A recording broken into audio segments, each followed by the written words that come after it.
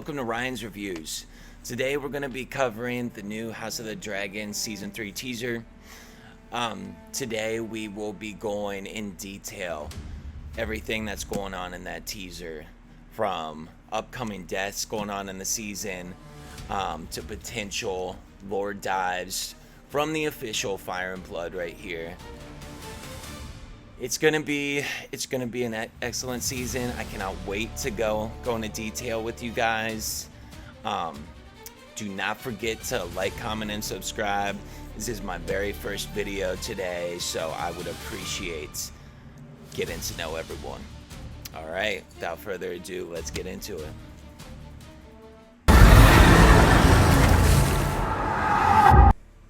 So first we're going to have an image of Alicent here. She's going to be walking up to the Iron Throne. This is immediately after she gets back from visiting Rhaenyra at Dragonstone. This is where she is planning to openly deceive her second eldest son, Aemond. Trying to keep a straight face here, the best of her abilities. Close up of Aemond. One thing that immediately caught my attention is the presence of Blackfyre. The historical significance of that, obviously, it starts with Aegon the Conqueror. Gets passed down the line, passed down to each king, until eventually his father, Viserys the Peaceful, he wields that anytime he's in the throne room. He's making a big decision. He's banishing Daemon to the Vale. Just something interesting I noticed. And just to point out, I believe he fully thinks that Alicent was up to something. It's just, I don't know if she thinks she's capable of the naked deceit that is giving up the head of the king. Just another close-up of Alicent right here. Now this is going to be Rhaenyra's War Council. It looks like here we're going to have Sir Laurent Marbrand, the Queen's Guard, Lord Bartimos Celtigar, and of course Jace, the Prince of Dragonstone, Jacaerys Targaryen. Now the Black Council is going to be made up of Daemon, Jacaerys, Lady Baela Targaryen, Rhaena Targaryen, Corlys Velaryon, their grandfather, the Sea Snake, her current love interest, excluded from the book, but that's besides the point. Mysaria the White Worm, and then Maester Gerardis. There's going to be a few additions here in Season 3. Lord Roderick Dustin, who will lead the Winter Wolves from the north. He is played by Tommy Flanagan. Most of you will remember him from his role on Sons of Anarchy, and he is also known as Roddy the Ruin. The other addition to our Black Council is going to be Sir Torrhen Manderly, played by the one and only Dan Fogler. Now, a lot of people know him from Fantastical Beasts, the Harry Potter series, but what I know him best from is The Walking Dead and his role he played on that. It's a small role, but I truly think that he brought a lot of emotional depth, especially to the finale. Now, this next one is just a close-up. It looks like Rhaenyra at the War Council, most likely questioning the judgment, the decisions that they're trying to make.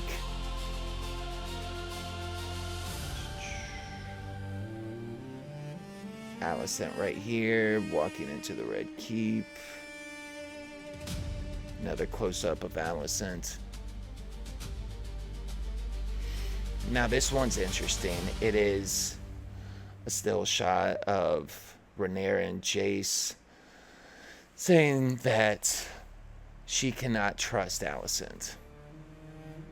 Now this is uncharted territory for the book readers. The whole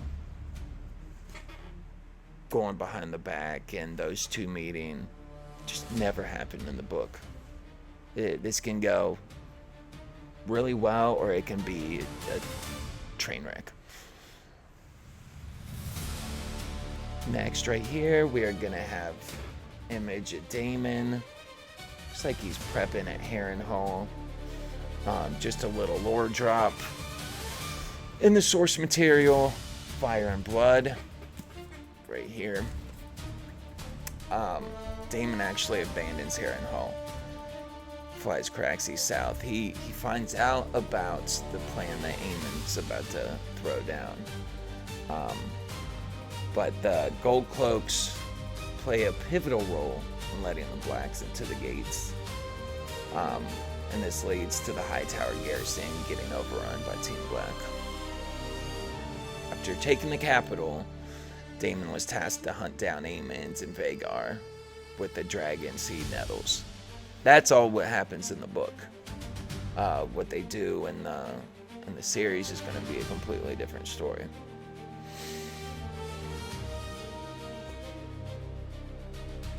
Now this next shot right here is interesting. It's an image of Baela and Moondancer taking place in the Battle of the Gullet. Now Moondancer is never in this battle in the book. So I think it's there just to add another dragon. Nothing critical. Add a little emotional depth when. Full spoiler warning, I'm giving you a chance to leave now. Here it is. Add a little emotional depth once Jace ultimately perishes in the battle.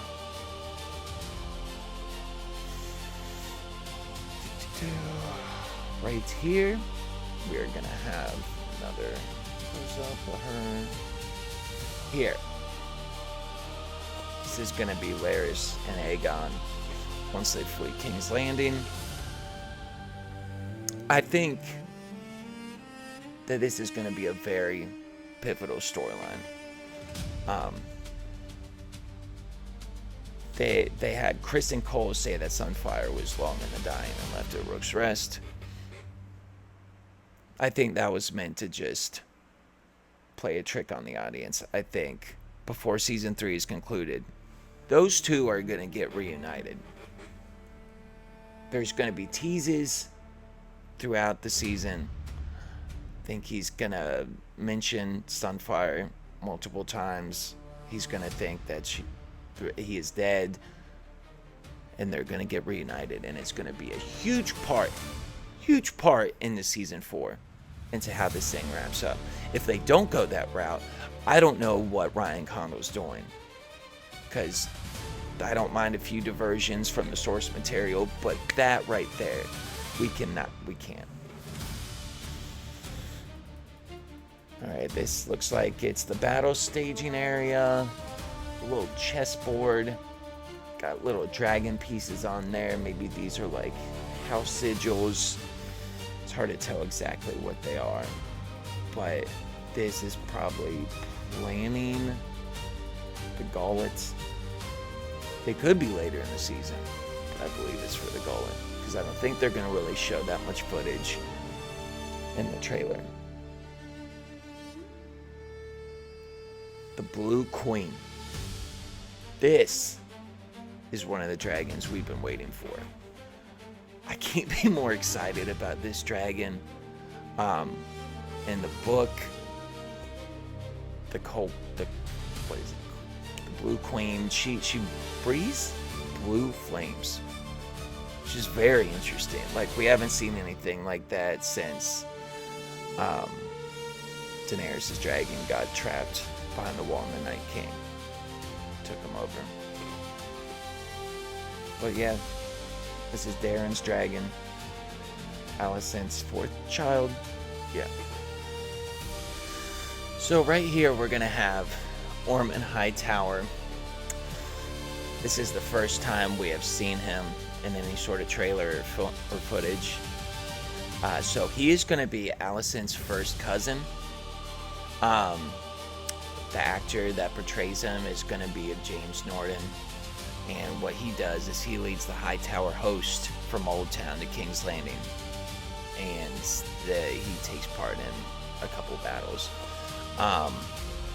But he's there to defend Aegon and the Greens. This is pretty interesting right here. Like, where could Vhagar be roasting these people at? Sharp Point was victim number 1 in the Dance of the Dragons. That was a smaller town of little importance. Mostly just because Aemon was pissed off. But right here, it's hard to tell when in the season this could be. This has got to be him in the Riverlands. Him setting out the plan Aemon has laid out for Daemon to be ambushed at Harrenhal. And this is when Rhaenyra and the Blacks take King's Landing.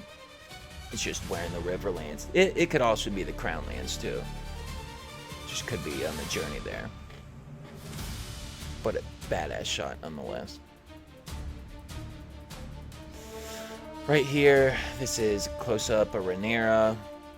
It's just a look of intrigue on her face. Possibly after seeing some sort of destruction. So in this image, we're going to have Daemon right here. This looks like he could either be doing the Siege of King's Landing or even one of the potential battles upcoming. Let's get into some of those battles. First, you're going to have a potential of the Battle of the Red Fork. What is that, you may ask? I'm going to read a little from the source material, Fire and Blood, right here.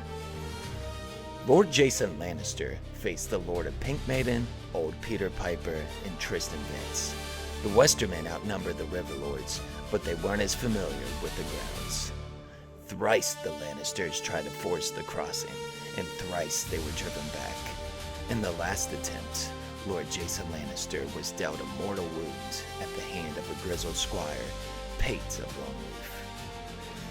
Now, the fourth Lannister attack was led by Sir Adrian Tarbeck, who took command of the Western Army. He took 100 of his best knights, stripped off their heavy armor, and swam the river upstream to ambush the River Lords' lines from the rear. The Greens emerged victorious, and thousands swam across the Red Fork and onward to Harrenhal. Now, in the source material Fire and Blood, Aemon plans to essentially trap Daemon at Harrenhal. It is said that the prince rode from the Gate of the Gods in King's Landing with an army of 4,000 strong. The idea was to trap Daemon with Aemon's 4,000 plus host and Jason Lannister's Westermen marching past the Red Fork. Now, Daemon received a warning, so he was able to avoid all of that. An excerpt from the text reads, "The prince still had friends in King's Landing, and word of his nephew's plans had reached him even before Aemon had set out. When told that Aemon and Sir Criston Cole had left King's Landing, it is said Prince Daemon laughed and said, 'Past time,' for he had long anticipated this moment." Now that is it for the text.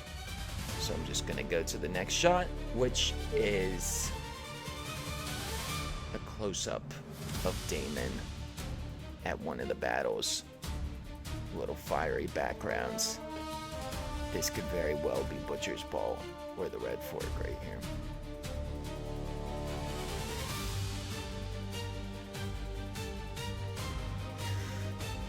Now, if you're watching this video, by now you know that spoilers are ahead in this. So I guess I will give one last spoiler warning. In the book, Kristen Cole is killed by an onslaught of arrows at Butcher's Ball. I would like to think that some of the context clues throughout the trailer, some of the battle scenes that Daemon's in, I'm hoping that Daemon gets revenge for the tournament in the premiere episode where he is just shamed by Kristen Cole. And even cooler, I think Caraxes playing a part in that would be even bigger. But yeah, so next we will have an image of a Velaryon ship. It looks like there's an onslaught of arrows. This looks like it is in peak Battle of the Gullet right here. The look on Corlys's face in this image right here is just pure like bewilderment. Like, what have I gotten myself into? I don't think he's necessarily looking at one of the major deaths that's coming up in the battle. It's just the seriousness, the entire magnitude of what is going on in this battle. Maybe he's looking at some of the wreckage of his home shore. Now, this image right here is Kristen Cole looking up in the sky. Maybe Aemon's leading the battle.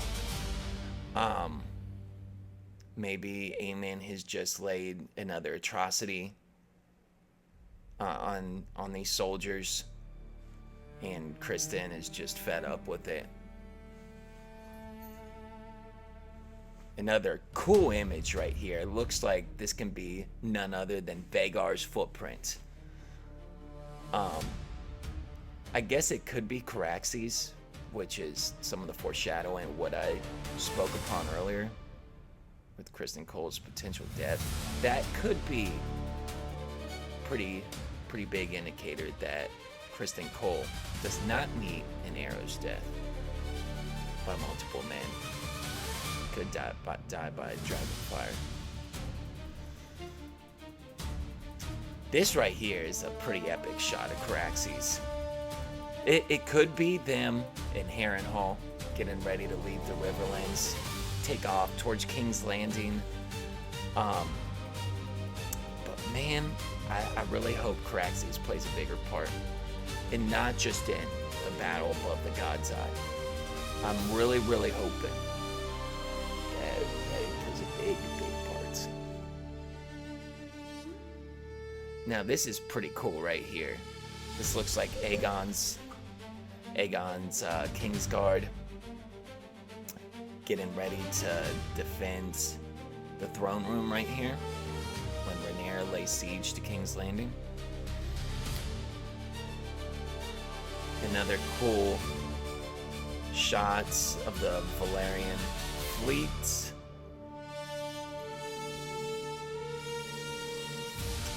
Now this right here could either be the Hightower host or the Winter Wolves finally coming down from the north. Potentially Battle of the Red Fork or Butcher's Ball. It's hard to make out in the trailer. Now this right here is a pretty cool shot of Aegon venturing through King's Landing. Some encampment right here. And it looks like he's well enough to fight off, looks like some small folk member. But he must keep his identity secret. That is the whole point of him and Larys leaving King's Landing. Now this looks like could be potentially soldiers washing up at high tide during the Battle of the Gullet. And Daemon completely armored up right here. 100% hands-on for the Siege of King's Landing. Looks like Alysanne and Aemon talking again. Probably trying to persuade him just to stand down. Stop being so impulsive. Now this right here, this it's got me in my feels a little bit during the teaser. JCL and Dracarys right here on Vermax. I got it! So this is obviously the Battle of the Gullet. It's gonna be a big scene, and it's gonna start the season off. It should be episode 1. It should be in the premiere, season 3 premiere. So another excerpt from Fire and Blood right here. Another account tells us that a sailor in the crow's nest of a Marish galley cast a grapnel as Vermax was swooping throughout the fleet. One of its prongs found purchase between 2 scales and was driven deep by the dragon's own considerable speed. The sailor had coiled his end of his chain about the mast, and the weight of the ship and the power of Vermax's wings tore a long, jagged gash in the dragon's belly. The dragon's shriek of rage was heard as far off as Spicetown, even through the clang of battle. So Vermax is gonna meet his unfortunate demise here, along with his master Jace. And further on, another quote right here. It is said that Jacaerys Velaryon left free and clung to a piece of smoking wreckage for a few heartbeats, until some crossbowmen on the nearest Mira ship began loosing quarrels at him. The prince was struck once, then again. More and more Mirmen brought crossbows to bear. Finally, one quarrel took him through the neck, and Jace was swallowed by the sea. It's something that I've been dreading, but obviously the death of Jacaerys Velaryon is going to be a pivotal turning point for A, the Battle of the Gullet, and B, just what that is going to do to Rhaenyra and the Black Coast moving forward. Alright, next we are going to have Rhaenyra pounding on a door. It looks like Dragonstone. They have locked her up because she is clearly too emotional. What can make her emotional? Exhibit A from the last slide. She is going to find out eventually that her eldest son, Jacaerys Velaryon, was killed during battle, along with his dragon Vermax. Criston Cole looking crazy as ever right here. God knows how many people he's killed in this battle. Probably Butcher's Ball right here, honestly. Rhaenyra again, behind that locked door. Just showing how emotional she is right there. Now this right here. This is one of my favorite parts of the trailer. Aegon looking up to the sky. Like, what could it be looking at? It's Sunfire. Of course it's Sunfire. So the reunion is happening eventually. I know in the series, Criston Cole is quoted to say Sunfire was long in the dying. Just a little history lesson from Fire and Blood. It said that Sunfire had one wing torn from his body and was too heavy to be moved. And then the dragon fed on different corpses of the slain at Rook's Rest, and then eventually livestock provided by the soldiers. In the text, Aegon is hiding on a remote fishing village in Dragonstone. Then eventually, he's gonna hear rumors of a golden dragon fighting with another wild dragon near the Dragonmont, Grey Ghost. They will eventually reunite at a cave on the far side of the islands. But Dragonstone, a save for the books. In the text, Larys is taking Aegon over to Essos to hide. So the journey might be a little different. But it's all going to end the same with him reuniting with Sunfire. Corliss right here in this shot. He is clearly looking up at something. He is clearly shocked or disgusted or both by something. I think this is here when he sees Vermax falling from the sky. Cool shot of one of the Valerian ships, one of his soldiers going overboard. This is just an image of Alicent looking shocked right here. This could be from multiple things. So, in the text, and I'm fully anticipating this to happen in the series, Helena eventually takes her own life by jumping off out of a window at the Red Keep and getting impaled onto the spikes below.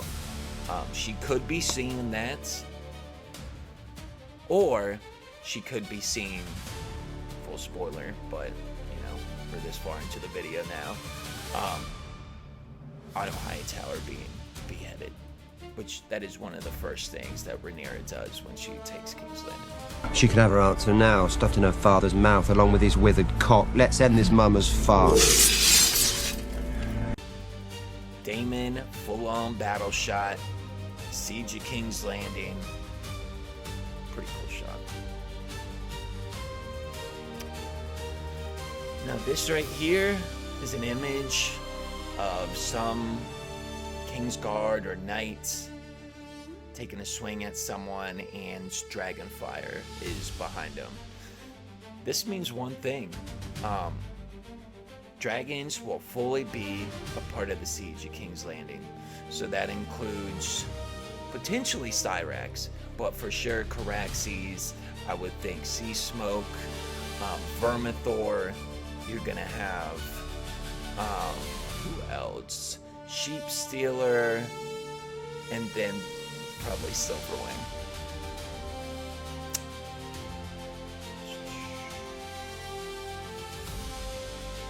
Now this last shot right here, teary-eyed Rhaenyra.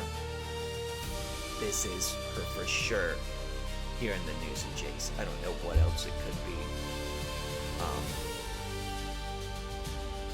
But yeah, that is it as far as the teaser breakdown.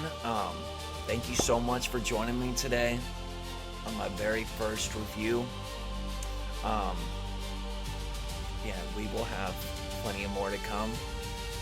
So stay tuned for next time. Peace.